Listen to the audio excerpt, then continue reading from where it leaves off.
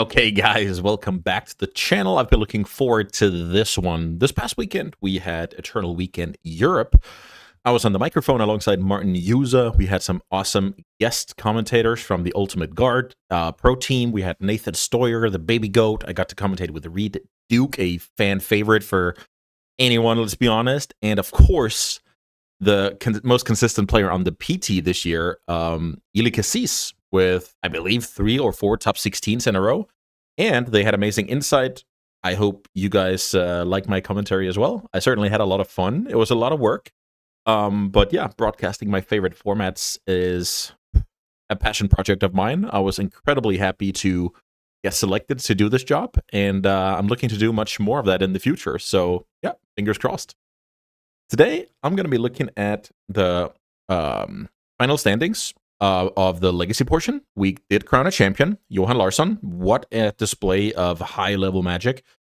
Johan played his signature breakfast deck, just like he's playing online. I believe his nickname is L4RSS0N.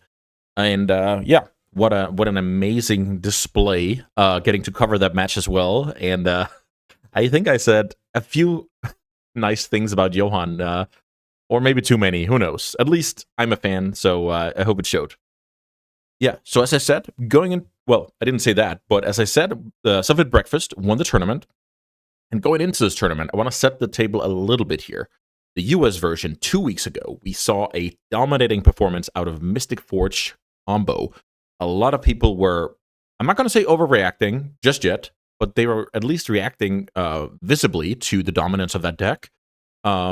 Basically asking the question if Vexing Bauble has a place in Legacy.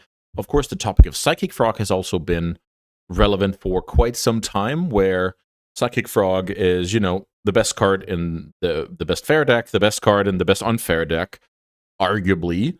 But today, let's try and see if things are balancing out, if Vexing Bauble is still a problem, all of that stuff. Basically, I want to look at a larger sample size because I've been around the block enough that I know that a certain deck can run away with things.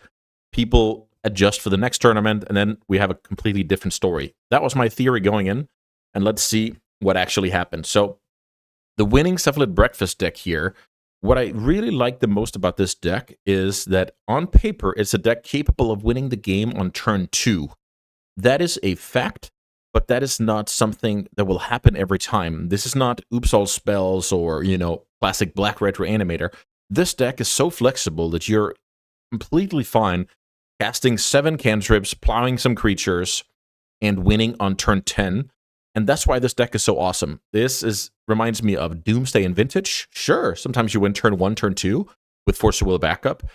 And that pressure you put on your opponent overall during the match will give you a huge advantage. And Larsson, Johan, he did such a good job of exploiting exactly the fear factor. The opponent's playing too slow, he's advantageous. The opponent disrespects the combo, dies on the spot. Johan is a master of exploiting both of those scenarios that are both advantageous for Breakfast, and that's why he was able to take down the trophy. Amazing display. Love to see it. In the finals, Johan played against something nobody would ever guess. I believe it was 61 card special here, Esper Control, with a lot of Raphael's favorite cards. So when doing coverage, and I'm the Legacy expert, I get asked about a deck like this. What am I supposed to tell everyone? Should I just say, oh yeah, Raphael sure broke the metagame here, or should I try and emphasize how far you can get with a strategy that you thoroughly enjoy? And I firmly believe that. So just imagine you love to have different cards. You love the thrill of drawing a one-of, pondering into a one-of in the mid-game. This is exactly what Raphael did all weekend. We see a bunch of cards here that are staples, and we see a bunch of cards here. I even had to read what is Void Rent. 3 mana instant speed Vindicate, basically. The one main deck Pest Control came up. Everything lined up well for Raphael to do well here. This deck is obviously not going to change the metagame or anything, but this is a walking proof that Legacy is a place where anything can happen if you love your archetype. If you've practiced your archetype forever, you can get second at Eternal Weekend playing 61 card Esper Tradebinder. So let be an inspiration to all of you guys at home. Third place, or at least losing in the semifinals, we have Nadu Elves, a deck that did incredibly well this weekend.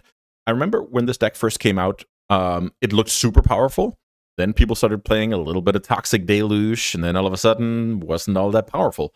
I even deemed the deck to be not a deck that would be good long-term, and I'm happy to stand by that. I think it's awesome to highlight when you get something right and when you get something wrong. So this is just to say, Magic is very, very complicated, and I certainly got that wrong. This deck put 2 copies in the top 8, had an incredible weekend.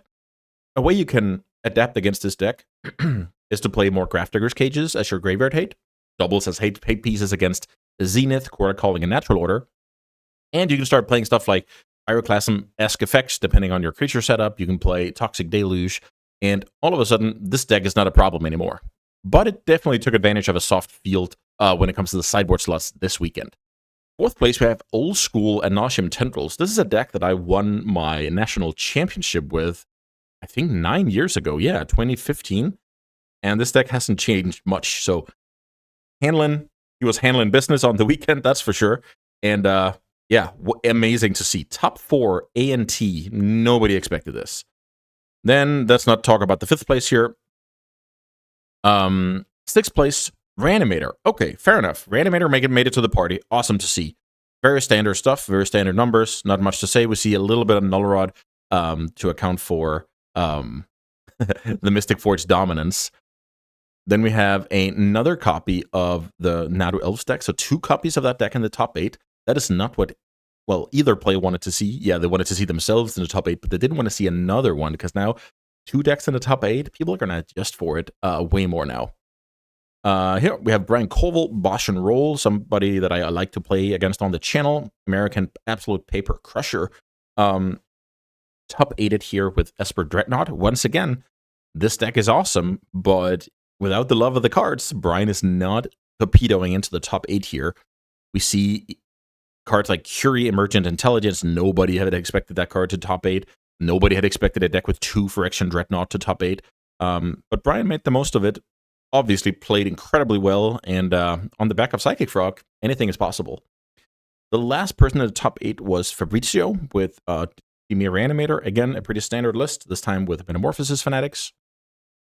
Null Rod in the sideboard. Pretty standard stuff. Dimir Reanimator is awesome. If people rest on their laurels, they will lose to that deck. So, the top 8, 0 copies of Vexing Bauble, 0 copies of Ancient Tomb. How can it be? How can it be? 9th place here. Let's see. Oh, yeah. Ugin, the Spear Dragon. So this is not even a Mystic Forge deck. This is a Tron deck. Straight up Tron deck. Urza's Mine, Urza's Tower, Urza's Power Plant. With the Planar Nexus, sure. Urza's Workshop. And 1 Wastes. The deck even plays 4 Urza Saga. So what do you know? That is 25 lands. Amazing scenes. Love the innovation. Then we have a Doomsday deck here at 11th place. Looks like a straightforward combo Doomsday deck. Turbo Doomsday, I think, is the term for it. I'm not a Doomsday Legacy player myself, so sorry for if I mess up any deck labeling. But my point is, no Tamios, no Frogs, so straight up combo. So Ritual combo showing strong here. Another Reanimator deck in the hands of Matteo Blasi, an Italian Paper Crusher. Always does well at 4 seasons. Top 16 here, definitely nothing to sneeze at. And yeah, I like the list. Looks pretty standard to me. Rodrigo Togores. I think Rodrigo top 8'd the Japanese version of Eternal Weekend, and he was back for more of his old tricks here, playing the actual banned Nadu deck. I was a bit annoyed during the weekend with the deck labeling of MGG Melee, but it is what it is, because sure, the Elves version is a banned colored Nadu deck, but this is banned Nadu, right? We play Ponders, we play Plows and stuff like that. Looks like Rodrigo decided that this version was good enough to run back. It looks like he adapted a little bit with a Consigned to Memory in the main deck and 2 Nullers in the sideboard. So a lot of decks are accounting for Mystic Forge, and that's why we haven't seen a single copy of Mystic Forge just yet. Next up, we have another Doomsday deck with no Frogs, no Tamios. So as it turns out, it's nice to combo people out in this format, and Doomsday is certainly doing exactly that. Next up, we have Cradle Control for anybody who watched my stuff during last week. This was what Andrea Mengucci was going to play up until our testing session that did not end well for him. So I think this deck is forever shelved in the Mengucci household. So let's see the next one. This is actually a fellow Dane, Peter, showing up with what looks to be Cloud Post. Love to see it. So Cloud Post, a big mana deck that is kind of a combination of, I guess, Eldrazi and Mystic Forge in some way. It's a big mana deck that goes a little bit bigger. We're not casting Primeval Tide anymore, but we're paying the kicker cost of the Myca spawn.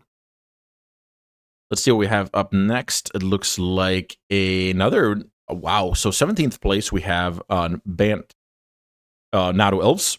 Another version of this deck. These lists look incredibly solved at the moment. I think they might change a little bit. I'm trying to think how you can get an advantage in the mirror, but it's quite hard outside of Swords to Plowshares, I guess.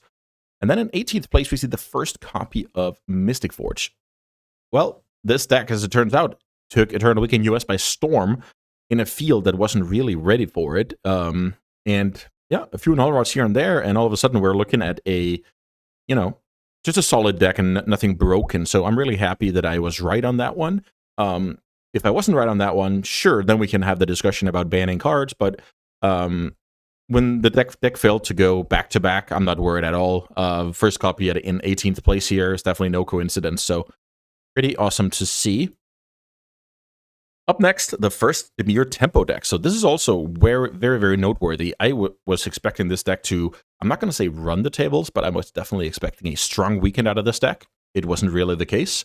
This is, in my opinion, more of a mid-range deck. You don't kill people quickly by playing 4 Frogs and 2 Murktide Regions as basically your only attackers. And the problem with not really being a tempo deck, not really being a control deck, is your closing power is not that strong, and you give your opponent a lot of time to work with. So I've been talking about that problem exactly for ages, so I'm not going to bore you anymore. Here we have what looks to be a bit more of an all-in reanimator deck, even running a couple of Cabal therapies. I've talked about cards like this a bit in the past, where in closed decklist tournaments, just imagine your opener is Cabal therapy, Faithless Looting, some lands, and some creatures. What are you going to do with that Cabal therapy? You're going to miss a lot of the time. Yeah, I realize you can target yourself, so it kind of doubles a little bit as a discard outlet. But yeah, Cabal therapy, very, very hard to play with in this day and age. But it's good in sideboarded games and open decklist tournaments for sure. Up next, we have Green Cloud Post in the hands of True Futurism, a French player who has perfected his craft over, I want to say, years with this deck. Really, really dedicated, always very excited when new stuff arrives. Upgrading your Primeval Titan to Myca spawns, getting the mana base of Urza's Tower and Planar Nexus. All of those cards are awesome. The One Ring, Vexing Bauble. This deck looks quite cool, also fun to play with the toolbox mana base. And yeah, nice tournament by Lucas here. Then we have pro player Stefan Schütz. I can't say enough good things about Stefan. He's so good at playing every format, and yeah, it turns out Legacy is no different. I think he even top-8'd Vintage with a Doomsday deck, so he definitely likes his Underground Seas here. Looks like a pretty standard Reanimator deck. Only 2 copies of Wasteland, I like that a lot. No Metamorphosis Fanatic, that's also going to be my choice. I think there's simply too much combo in the metagame for the 4/4 to be awesome right now. And then a sideboard that says, look, I play 4 Consigned to Memory and 2 Null Rods, so I'm ready to fight the menace of the US iteration, which was Mystic Forge. Another Reanimator deck here, so all in all, the Reanimator decks they keep kind of stack up, and there are a few different versions, Fanatic or not, Wastelands or not. So definitely had a strong showing when browsing even further down the list, aside from the 2 copies in the top 8. The last 2 decks here I'm going to cover are Sneak and Show. Sneak and Show is a deck that has had some good weekends on Magic Online during this last month. This deck is usually good when people forget that, oh, right, you can cast Show and Tell, no Pyroblast in the metagame. You cast Sneak Attack, oh, no Spell Pierce, not a lot of Hydroblasts. And yeah, I mean, when people focus too much on the graveyard or on artifacts, or even in the case of Nadu, focusing on small creatures with your sideboard slots, then decks like Ritual Combo and Sneak and Show can definitely do some good work. So awesome to see that deck represented. And then actually, speaking of representing, we actually see a classic lands deck here. My friend Albert is going to be happy about this one. In the hands of Max Eichler, we now see what I believe to be a green-white Lance deck, you know, your Loams, your Wastelands. And did I spot Swords to Plowshares? Yes, Swords to Plowshares. Sometimes you know, play blue for Uro. You used to play red for Punishing Fire and Gamble back in the days. But yeah, this is awesome to see. This is not a deck that, you know, if two robots played against each other, lands would not win that tournament.